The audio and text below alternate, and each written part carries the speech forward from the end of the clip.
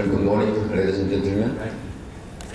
It's a great honor for me to be invited in this 14th SA International Conference, and I'd like to extend my thanks to Professor Nordin Hassan, President of SCA, and Secretary General Fumiko Kasuga of SA.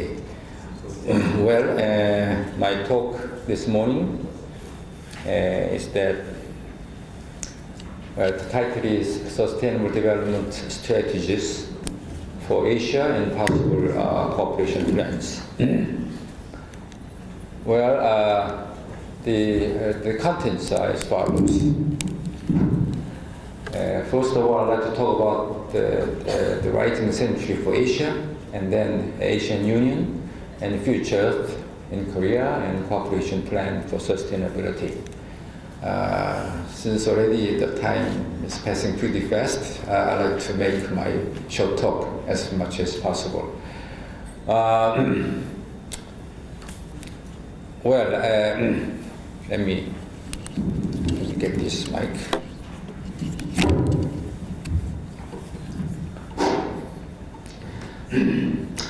Well, in the past, about 700 years ago, we had so-called the Great Empire of Genghis Khan.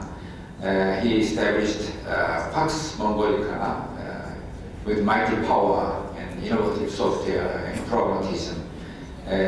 Most Asia and eastern part of Mediterranean Sea he occupied, and it's much bigger than Roman Empire. And why Mongol Empire was so strong? Well, it really adopted pragmatism, free trade, free transportation, knowledge share, freedom of religion and thinking, and good standardization, etc. And also language standardized, and law, paper money, and measurement well developed.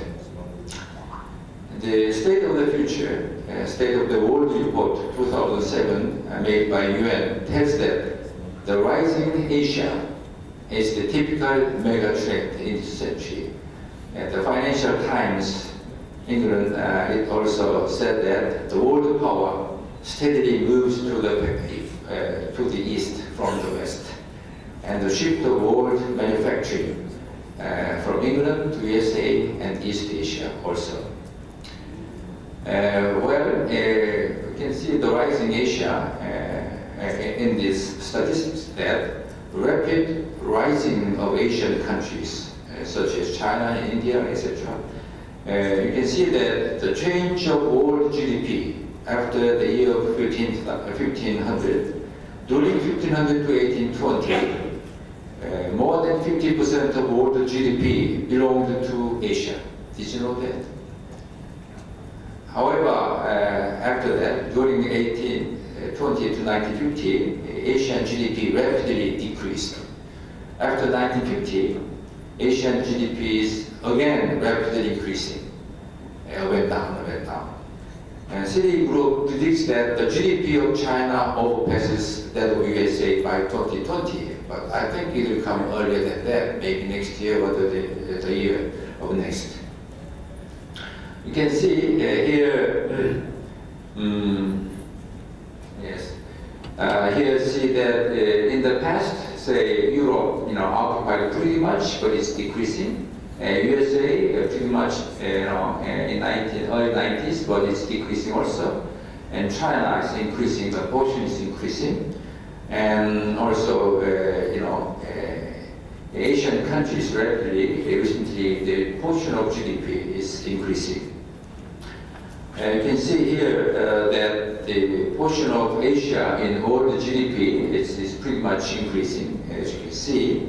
And by 2030, it will achieve around more than 40% of the world. So I'd like to mention about the regional union here. As you know well, in Europe, the European Union, 27 countries, and NAFTA, North America Free Trade Agreement, 3 countries, USA, Canada, and Mexico, at the present time are most strong. And in this region of Asia, you have ASEAN, so-called ASEAN 10 countries, Indonesia, Thailand, Vietnam, Singapore, Malaysia, Philippines, Laos, Myanmar, Cambodia, and Brunei. And Malaysia is part of ASEAN country now. Here you can see that here is NAFTA and here is European Union. Those are most strong regional unions so far. And here you have ASEAN, 10 countries. And also in this region, they have a South America common market also here, something like that. So nothing here in eastern part of Asian countries. There is no regional union so far. And I'd like to propose some kind of new regional union in Asian countries, in fact. There are two types of Asian Union, in my opinion. One type is 13 countries union. 10 countries, ASEAN 10 countries, and plus 3 countries. 3 countries means Korea, Japan, and China. Actually, in 1997, fourth summit meeting was held to discuss about this matter. And at that time, EAVG, East Vision Group, was formed and studied this plan. And this group was formed by the suggestion of late President Dae-jung Kim of Korea at 1998 in the summit meeting of ASEAN Plus 3 conference. 13 countries were successful in establishing a financial security network in case of financial emergency. This is a good result, in fact. And at 2010, 4 years ago, CMIM, we call it Chiang Mai Initiative Multilateralization, was established with $120 billion in case, of some emergency. That is the first suggestion. And second suggestion is 16 country Asian Union. 16 countries is 10 ASEAN countries plus 3 countries, Korea, Japan, China, and then additional 3 countries. Those are Australia, New Zealand, India. In this case, it's a much bigger region and 16 countries formed. It was suggested by Japan, and the additional 3 countries actually supported this idea. The trade volume has been increased in Asian plus 3 countries, in fact, and we are much more globalized in this Asian region. And you can see here the suggested type of Asian Union. As I mentioned, there are 2 types, 13 country type and 16 country type. If we happen to have that kind of Asian Union, which do you prefer? Dr. Hassan, which do you prefer? Well, it's a difficult question anyway. In South Asia, we have very, common things together. Actually, beginning of civilization, the 4 origins of world civilization are the Yellow River area of China, the Indus River of India, the Nile River of Egypt, and the Mesopotamian area of Middle East. And all these 4 regions, 3 areas actually belong to Asia. There are some diverse political system here, in Asia, and also diverse religion and language. However, these are not really big problems, for some Asian Union in the future. The good thing is that we have some common Asian values. And this kind of Asian common values could be the driving force for sustainable development in this region. And those are actually rooted in Confucianism, loyalty to family, and nation is respected. And healthy work spirit, respect for education, diligence, group first, then individual, respect for the old are the major ethics in Asia. In Korea, we had New Village movement in the 1970s, contributed the local area development to a great extent. If the Asian values are combined with Western wisdom of science and technology and strength of Mongolian Empire, one Asia, Asian Union, could be sustainably developed. That's my opinion. Well, what could be the factors of sustainable development in Asia, the driving forces? So several things could be possible, from say free market economy and some cooperation among nations and standardized quality management systems, some diverse culture and religion, education oriented, and something like that. And also we can have some mutual cooperation for some hazards such as tsunami or earthquake and whatever. Well, next I'd like to talk about the future. Future is a very important movement, I think, in the world now, and also, we are, thinking to develop a future movement in Korea also.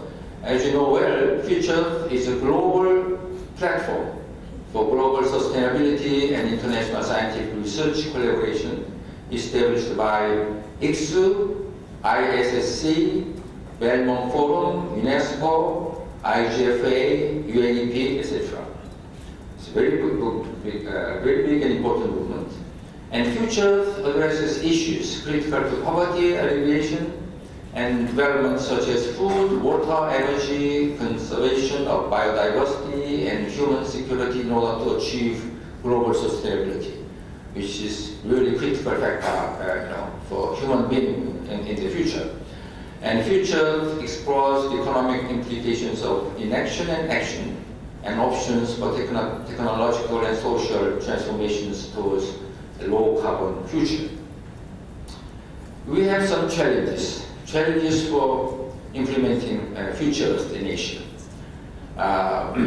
Asia is under its vast cultural, political, and economic diversities. And we actually have to enhance capability and capacity building for future related to related activities in each Asian country.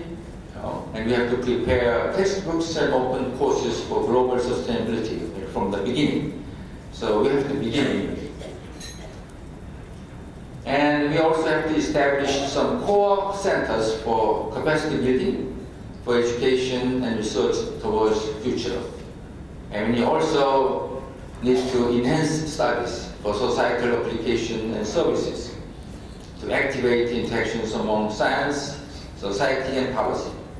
For example, the climate information service, and also the early warning system, etc. We need to prepare those kind of things. So far, no core center in Korea is established. However, several organizations are interested in it.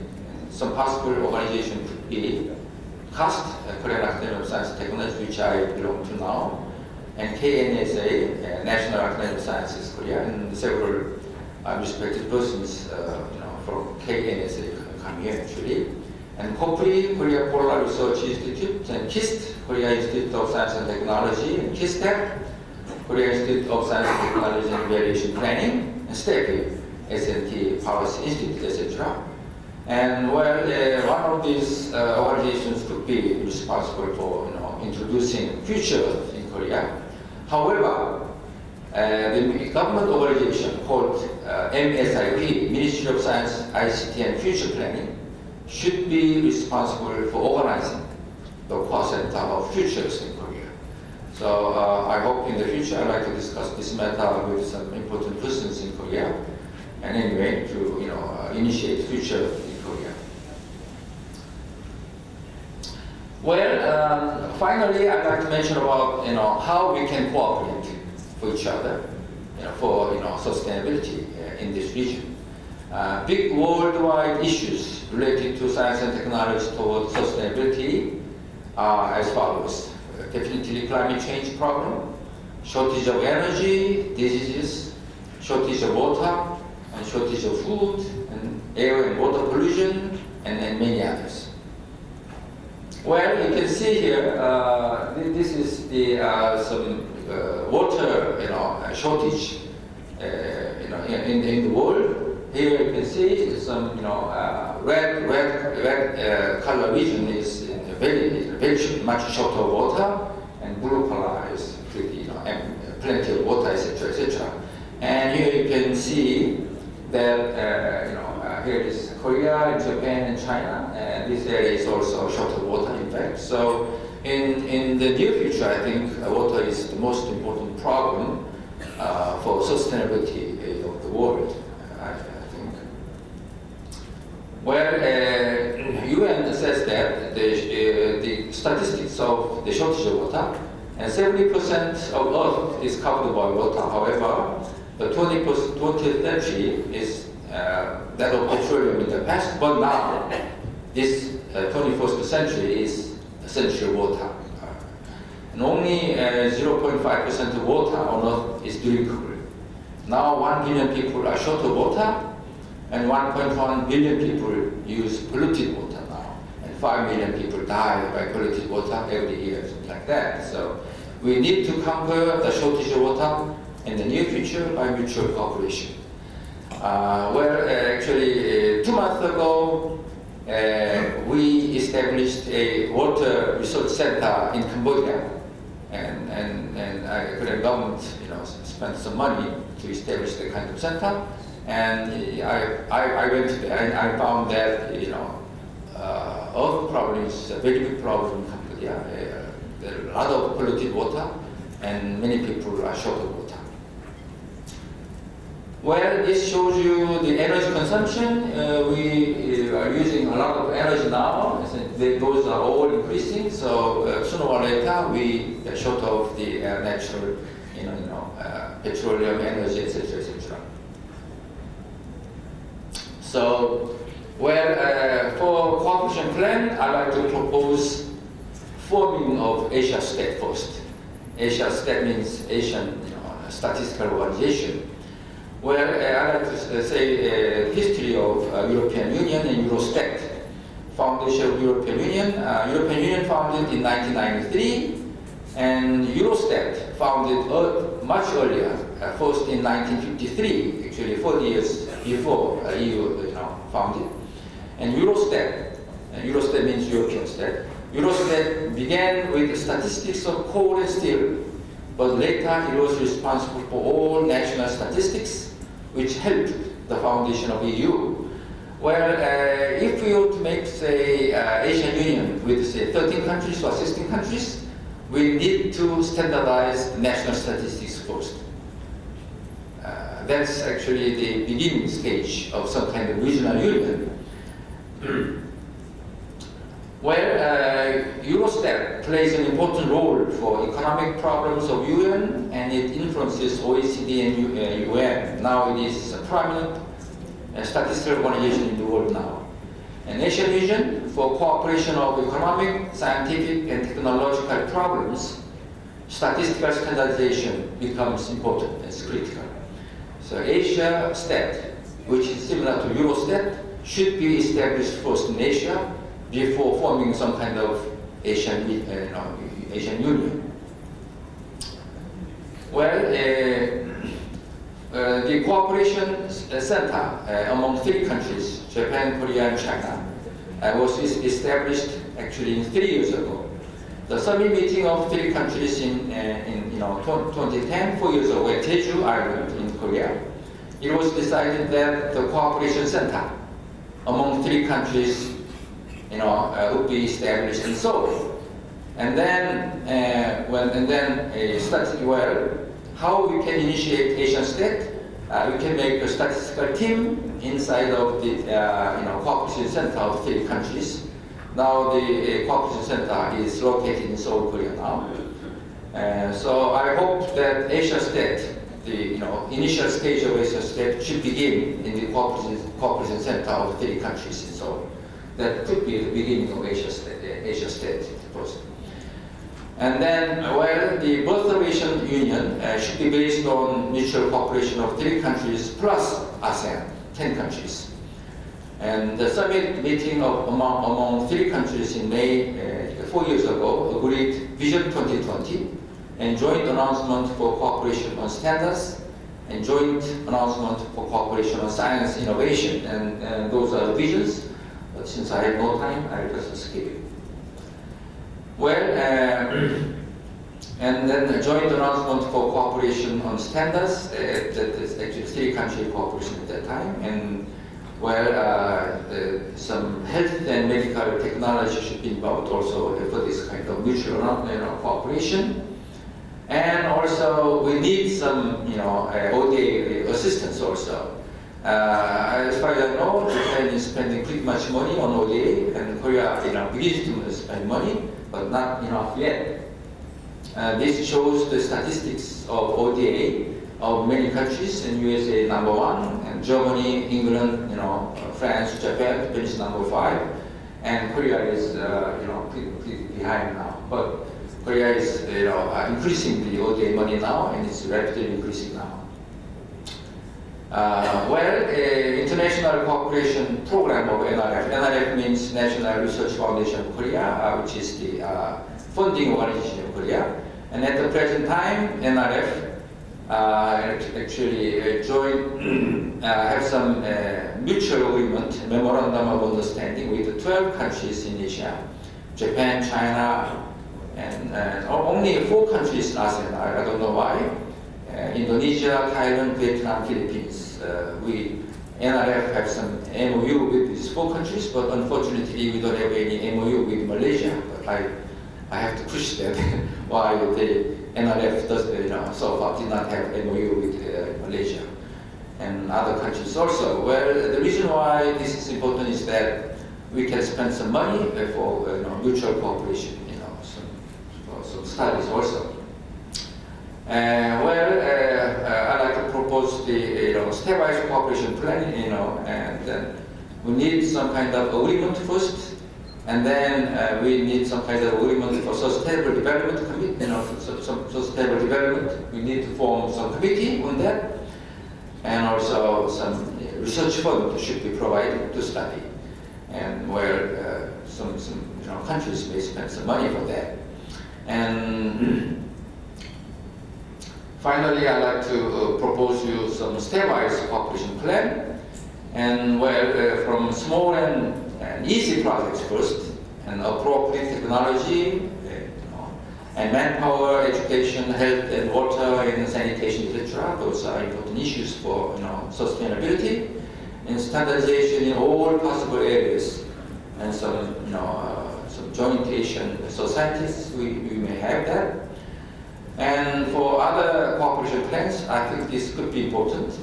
SCA, Science Conservation, and ASA. ASA means, ASA is here at the bottom, the Association of Academies and Societies of Sciences in Asia.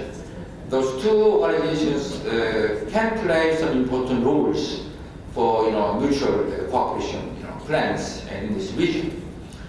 And also promotion of cooperation among research funding organizations, NRF, NSFC, and JSPC, PSJSPS, etc. And some joint investment fund necessary. And we need to establish some kind of Asian data center, maybe, I think, because this is the big data era, and we need to collect data, and we need to analyze data, and we need to use the data. And so for that, we need perhaps establishment of Asian Council in the near future. Well, I'd like to make my talk short as much as possible, because President Hassan asked me to make my talk short. Well, thank you very much for your listening. Thank you.